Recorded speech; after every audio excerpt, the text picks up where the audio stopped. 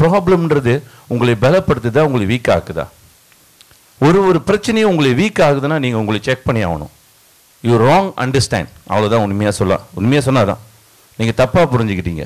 ஒவ்வொரு பிரச்சனையும் உங்களை பலமாக்கணும், சரிங்களா? வீக் ஆக்கக்கூடாது. வீக் ஆக்குனா அது நம்ம பேர் கோலை. பலப்படுத்துச்சுன்னா நீங்கள் தான் ஹீரோ. ஸோ போருக்கு போகிறீங்களே, ஃபியர் வரும், எதிர்ப்பு எல்லாம் வரும். அது எதிர்நீச்சல் போடுறதுக்கு உங்களுக்கு என்ன தேவை?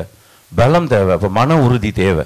ஸோ என்ன நினச்சிங்கன்னா, ஒவ்வொரு பிரச்சனையும் உங்களை உறுதிப்படுத்துன்னு நீங்கள் நம்புங்க. அஃப்கோர்ஸ் பிஸ்னஸ் பண்ணி வெற்றி அடையணும்னு சொன்னால் அதுக்கு ரொம்ப தயார் நிலை தேவைப்படுது. தயார்படுத்திக்கிறது தான். அந்த தொழிலை படிக்கிறதுக்கு நான் நேரத்தை ஒதுக்கணும்.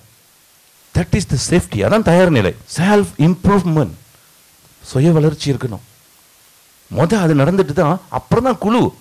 இல்லைன்னா குழு வரும், ஆனால் நீங்கள் எதிர்பார்த்த மாதிரி உங்களுக்கு டெவலப்பும் பண்ண மாட்டாங்க. சில நேரத்தில் நீங்கள் எதிர்பார்த்த மரியாதையும் கொடுக்க மாட்டாங்க. நீங்கள் கோச்சிக்கவே முடியாது. என்ன காரணம்னா, வளரணும்ல. வளர்ச்சின்றது ரொம்ப முக்கியம் சார்.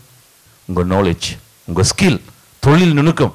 பிஸ்னஸ் பண்ணுன்னு சொல்லி வந்துட்டுமா கொஞ்சம் அந்த சொல்லுவாங்க திங்க் பீக்னு சொல்லுவேன். எந்த விஷயத்தை கொஞ்சம் பெருசாக கற்பனை பண்ணுங்க, பிரச்சனையே இல்லை, நஷ்டமே இல்லை.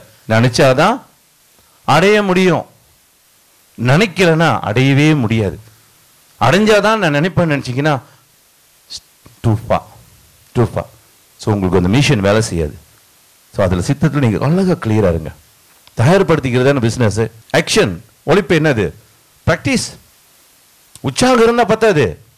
சில பேர் பேசும்போது பாருங்களா அப்படியே உற்சாகமாக பேசுவாங்க, ஆனால் ப்ராக்டிஸ் கிடையாது. நீங்கள் எப்படி ப்ராக்டிஸ் பண்ணுறீங்க அதுதான் உங்கள் சக்தி. பயிற்சியில் எதுவுமே நீங்கள் போடாத வரைக்கும் எதுவுமே நடக்காது. அஃப்கோர்ஸ் மிஸ்டேக் பார்ப்போம். Don't learn from other people mistake. Sometime you need to learn from your own mistake. Motivation என்னை பொறுத்தளவில் சிம்பிளான மோட்டிவேஷன் உங்களோட பேங்க் பேலன்ஸ் தான். நீங்கள் இப்போ வாழ்கிற வாழ்க்கை தான். அதில் திருப்தி இருக்கா இல்லையான்னு பார்த்துங்க. திருப்தி இல்லையா வேற என்ன மோட்டிவேஷன் வேணும்? டூ சம்திங் அபவுட் இட், அவ்வளோதான். அதே மாதிரி உங்கள் லைஃப்பில் யாருக்கிட்ட எதை கேட்குறீங்கன்னு பார்த்துங்க. நம்ம தப்பாக கேட்டுட்டு தப்பாக ஆன்சர் எடுத்துக்கிட்டு இருக்கோம். அது தெரியாத வரைக்கும் அடைய ரொம்ப கஷ்டம். இங்கே தான் நம்ம தடமாட்டோம். ஒரு குழப்பவாதிக்கிட்டு போயிட்டு எப்படி தெளிவாக இருக்குதுன்னு கேட்க முடியுமா? ஸோ இது எல்லாத்தையும் நீங்கள் லைஃப்பில் நீங்கள் ஒவ்வொரு ஆளை நீங்கள் சந்திப்பீங்க. சந்திக்கும் போது நீங்கள் என்ன படிக்கிறீங்கன்னு பாருங்கள். அப்போ யாருக்கிட்ட எதை கேட்கணும்னு உங்களுக்கு ஒரு தெளிவு கிடைச்சிரும். You are protect, you are safe. விசுவாசமாக இருக்கணும்னு முடிவு எடுத்துட்டீங்கன்னா, ஆனால் உங்களுக்கு தெரியணும் யாருக்கிட்ட நீங்கள் விசுவாசமாக இருக்கணும்ன்ட்டு. இது ரொம்ப முக்கியம். விசுவாசமாக இருக்கிறதுக்கு சரியான ஆளாக இருக்கிறாரா? B loyal. கண்டிப்பாக உங்கள் வாழ்க்கையில் மாற்றம் வரும்.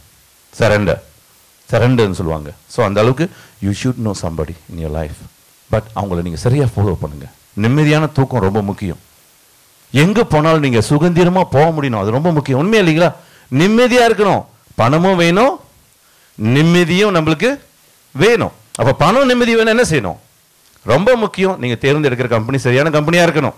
தெரியுன்றது ஒரு பக்கம் வச்சுட்டு இன்னும் நான் என்ன கற்றுக்க முடியும்? கற்றுக்கிற இடத்துல கற்றுக்குங்க, சொல்லி கொடுக்குற இடத்துல சொல்லி கொடுங்க. இந்த தெளிவுக்கு நம்மளுக்கு வரணும்.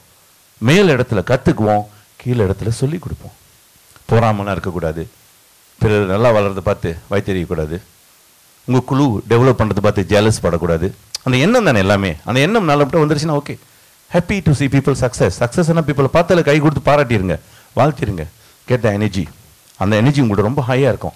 டவுட் வரக்கூடாது. பிஸ்னஸில் என்னென்ன டவுட் இருக்கோ அத்தனையும் கேட்டு கிளியர் பண்ணிடுங்க ஆப்லைன்ட்ட. டவுட்டோட எந்த தொழிலும் செய்யாதீங்க.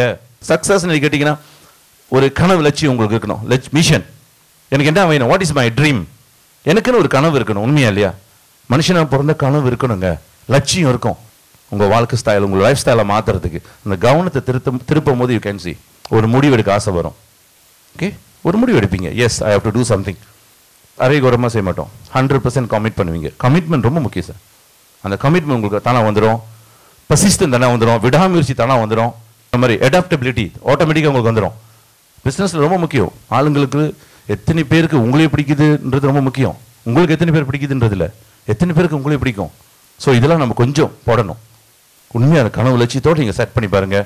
அண்ட் காரணங்கள் கொடுத்துடாதீங்க. கார் இல்லை, பணம் இல்லை, நேரம் இல்லை, இது எல்லாம் இருக்குது சார். உழைப்பை போடுங்க. நான் இதை மிஸ் பண்ணக்கூடாது சார், வேற ஆளுக்கு போயிடும் நினைக்கிறேன், இது என்னோட goals, I must achieve it. அந்த ஆர்வத்தை வச்சு பாருங்க. Then you see. Simple sir. ரொம்ப கஷ்டப்பட்டு செய்யணும் இல்லை, இஷ்டப்பட்டு தான் சந்தோஷமாக செய்கிறது ஞாபகம்னு சொல்லுவேன். ஸோ ஆல்வேஸ் குழுவோட வேலை செய்கிற தயாராக இருக்கணும். ரொம்ப முக்கியம். நம்மளை எப்படி மாற்றிக்க போகிறோம்னா, என் லட்சியத்துக்காக நான் என்னை மாற்றிக்க போகிறேன்.